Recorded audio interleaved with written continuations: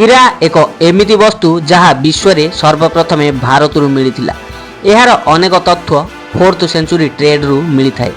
କୁହାଯାଏ କି ଭାରତର ଡାଇମଣ୍ଡ ବ୍ୟାପାର ସିଲ୍କ ରୁଟ୍ ଦେଇ ଅନ୍ୟ ଦେଶକୁ ଯାଉଥିଲା, କିନ୍ତୁ ଏପର୍ଯ୍ୟନ୍ତ କୌଣସି ଏକ ହୀରାଖଣ୍ଡ ମିଳିନଥିଲା ଯାହାକୁ ଦେଖିଲେ ଲୋକେ ନିଜର ପଲକ ହଟାଇ ପାରିବେ।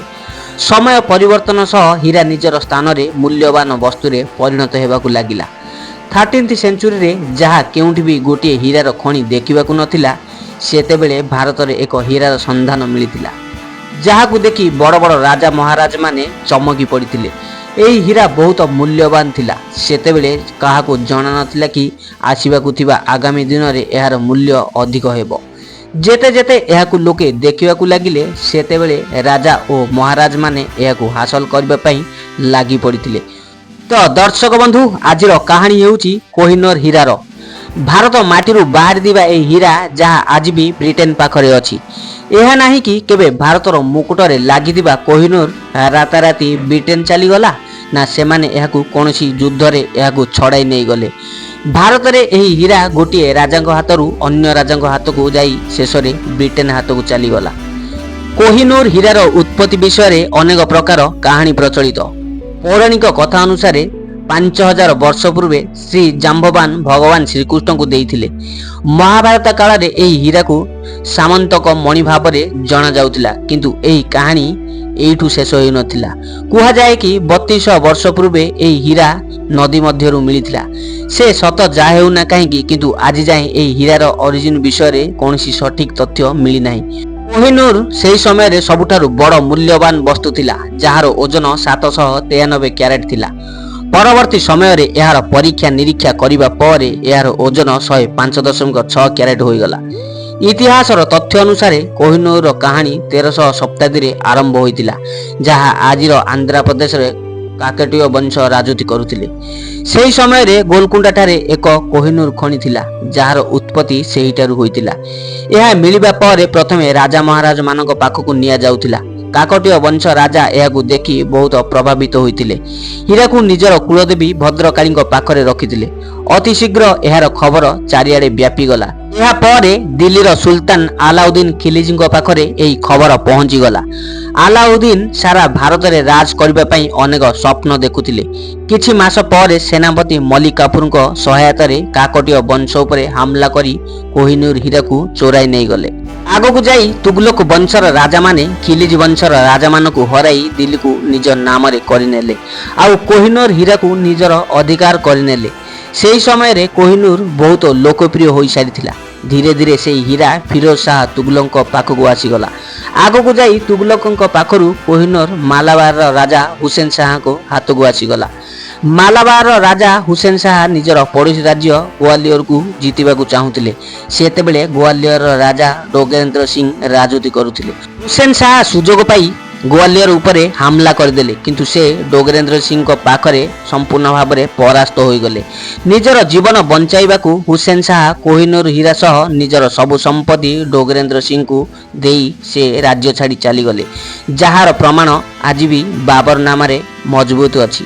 ଏହାପରେ ଡୋଗେନ୍ଦ୍ର ସିଂଙ୍କ ପାଖରୁ ତୋମର ଶେଷ ରାଜା ବିକ୍ରମାଦିତ୍ୟଙ୍କ ପାଖକୁ ଚାଲିଗଲା।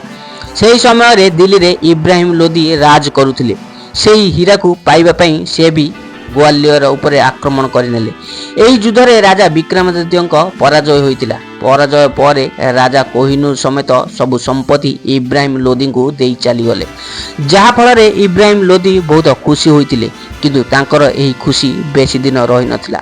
ଠିକ୍ 1 ବର୍ଷ ପରେ ସେହି କୋହିନୂର ମୋଗଲ ସଲତନତ ବାବରଙ୍କ ହାତକୁ ଦେବାକୁ ପଡ଼ିଥିଲା।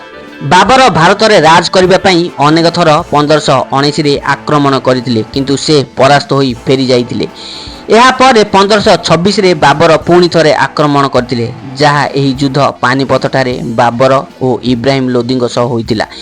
ଏହି ଯୁଦ୍ଧ ଅନେକ ସମୟ ଧରି ଚାଲିଥିଲା, ଆଉ ସେହି ଯୁଦ୍ଧରେ ଇବ୍ରାହିମ ଲୋଦି ମରିଗଲେ, ଆଉ ଏହି ପ୍ରକାରେ କୋହିନୂର ବାବରଙ୍କ ହାତକୁ ଆସିଗଲା। ବାବର ସେହି କୋହିନୂର ଉପରେ ପ୍ରଭାବିତ ହୋଇ ନିଜ ବହି ବାବର ନାମରେ ଲେଖିଥିଲେ। ଏହି ହୀରାର ମୂଲ୍ୟ ଏତେ ଅଧିକ କି ତାହାର ଦାମରେ ସାରା ଦୁନିଆକୁ ଖାଦ୍ୟ ଖୁଆଯାଇପାରିବ। ବାବରଙ୍କ ପରେ ସେହି ହୀରା ତାଙ୍କ ପୁତ୍ର ହୁମାୟୁଙ୍କ ପାଖକୁ ଆସିଗଲା। कोहिनूर फल हुमायूं भाई भाई भितर युद्ध है। शेष में हुमायूं निज राज्य को चारि भाग में बांटा पड़ा। यार सुजोग नहीं शेर शाह सूरी तांको उपरे आक्रमण करनेले। दुईटी युद्ध में हुमायूं हारिबा पर तांकर सबकिछि छाड़ी कोहिनूर साथी धरी ईरान चलीगले। ईरान राजा तांको खूब चर्चा कले। यह देखि खुशी रे हुमायूं ईरान राजा को कोहिनूर को उपहार भाव में देले। या पर प्रथम थर कोहिनूर भारत बाहरी ईरान पहुंचीगला। ईरान राजा थोमास पाखरे 3 वर्ष रहिबा परे पुणी भारत को फेरी आसिला। कारण ईरान राजा से कोहिनूर भितर कौन खास वस्तु देखि नथिले, तेणु से निजर सांग निजाम शाह को गिफ्ट करदेले। किछि वर्ष निजाम शाह पाखरे रहिबा परे गोलकुंडार राजा कुतुब शाह पाखरे पहुंची गला। वर्ष 1656 रे एही हीरा कौन प्रकार कुतुब शाह प्रधानमंत्री मीर जुमला पाखक आसीगला। जार व्यवहार से शाहजहां को निकटतर होगापाई से व्यवहार करथिले। शाहजहां को बहुत आकर्षित वस्तु प्रभावित करुथिला, तेणु से मयूर सिंहासन बनाइथिले। कहा जाए कि एही मयूर सिंहासन को बनाइबा पई शाहजहां ताजमहल ठारू 2 गुण खर्च करथिले। सेही सिंहासन रे अनेक प्रकार डायमंड गोल्ड अन्य मूल्यवान वस्तु सब लगाइथिले। आउ कोहिनूर को सबुठारू ऊपर भाग रे लगाइथिले। किंतु एही सिंहासन उपरे शाहजहां बेसी दिन पर्यंत बसी पारि नथिले। आगो को जाई तांको पुत्र औरंगजेब तांको बंदी करी जेल रे रखिथिले। आउ कोहिनूर को अधिकार करि नैथिले। ताहाकू आउरी चमत्कारी करिबा पई एक बणिक डाकिथिले, जहा फल रे बनाइबा परे ताहार ओजन कमी 739 रु 186 कैरेट हो जाइथिला। कहा जाए कि कोहिनूर जो राजांक पाखक जाउथिला सेही राजांक साम्राज्य चमकी उठुथिला। किंतु यह भी सत कि जहा पाखक से जाउथिला ताहार साम्राज्य बर्बाद मध्य हो जाउथिला। जेमिति कि बाबर हुमायूं अकबर एमिति कि अनेक राजांक पतन होइथिला। मोगल मानक साम्राज्य पतन होबा परे कोहिनूर मोहम्मद शाह रंगीला पाखक आसी जाइथिला। मोगल माने एही समय रे अधिक कमजोर होई पड़िथिले। यार सुजोग नहीं ईरान शासक नादिर शाह आक्रमण करी मोहम्मद शाह रंगीला साम्राज्य को चूरमार करदेला। से दिल्ली रे आतंक मचाइबाकू लागिथिला। जी कि ता आगकू आसुथिला ताकू से मूलरू सफा कर देउथिला। एहा पर से मोगल मानक सब संपत्ति सह शाहजहां द्वारा बना जाइतिबा मयूर सिंहासन को नहीं गले। किंतु ए पर्यंत ताकू कोहिनूर मिली नथिला। कोहिनूर ताकू एथिपई मिली नथिला कारण मोहम्मद शाह रंगीला ताकू निज पगड़ी रे लुचाई रखिथिले। एही कथा जेबे नादिर शाह को जना पड़िथिला तेबे निज विजयर खुशी बनाइबा पई मोहम्मद शाह रंगीला को अन्य एक पगड़ी पिंधिबाकू कहिथिले। मोहम्मद शाह तो युद्ध हारि जाइथिले, तेणु निज प्राण रक्षा निमंते से पगड़ी को ओह्लाइथिले। पगड़ी खोलिबा मात्रे हीरा माटी रे पड़ीगला। एहार चमत्कार चारिआडे व्यापीगला। यह देखि नादिर शाह आश्चर्य होइगला ओ तांको पाटिरु बाहरी पड़िला कोहिनूर शब्द, जार अर्थ थिला माउंटेन ऑफ लाइट। सेबेठारु एही हीरा कोहिनूर नाम रे जणागला। किछि दिन पर नादिर शाह भारतर धन संपत्ति नहीं कोहिनूर साथी नहीं ईरान चलीगला। से कोहिनूर एते दीवाना थिला ताकू निजर हाथर बाहुरे बांधिबा आरंभ करदेला। सबकिछि तो ठीक ठाक चलीथिला, किंतु परे कोहिनूर निजर असली रूप देखाई देला।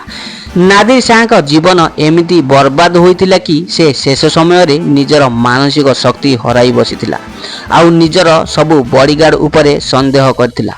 तेणु सेमानकु बाहर करी तांको जगह रे अहमद शाह दुरानी को नियुक्ति करी सबु पुराना सेनापति और बॉडीगार्ड को हत्या पई आदेश देले। यही खबर तांको पुराना बॉडीगार्ड को जना पड़ीगला, जहा फल रे सलाह खान और मोहम्मद खान दुहे मिसी सेही राति को नादिर शाह को हत्या करदेले। नादिर शाह को मृत्यु पर तांको सेनापति अहमद शाह दुरानी तांको गादी रे बसी पड़िले। आउ कोहिनूर को ईरान ठारू अफगानिस्तान नहीं गले। आउ कोहिनूर भारत ठारू ईरान और ईरान ठारू अफगानिस्तान पहुंची गला।